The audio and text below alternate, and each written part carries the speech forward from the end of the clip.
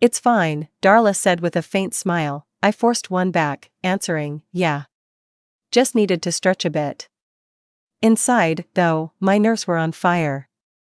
I had to get out. When I glanced at the front door, I noticed a heavy deadbolt, and no key anywhere. If I looked suspicious, I'd be trapped, so I played it off. I told her I was exhausted and asked if I could rest. She nodded and guided me down a narrow hallway. We passed her grandfather's room. The door stood ajar. From the corner of my eye I spotted a small window near the bed, barely large enough for someone to crawl through. My pulse quickened. That was probably my only way out. You can stay in the guest room, she said, pointing across the hall.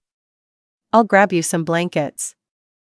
The second she was gone, I slipped into the old man's room. The darkness was suffocating. I lit my phone screen on the lowest brightness. He lay there on the bed, hidden partly behind a curtain that hung down like in a hospital ward. Under the frame, stacks of dirty dishes were shoved away, buzzing with flies. My stomach turned.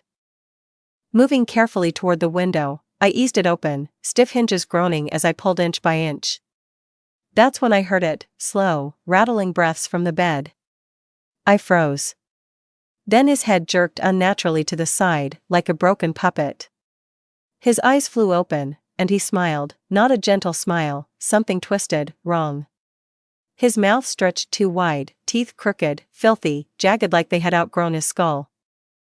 Panic surged through me. I scrambled out the window, tearing my arm on the frame, and hit the ground running. I didn't dare look back, just bolted through the trees until I reached the highway. From there, I flagged down a car and made it to a gas station, where I called the police. They went to the house that same night, but it was empty. No Darla. No grandfather. No trace of anyone in the basement. They told me the property had been abandoned for years.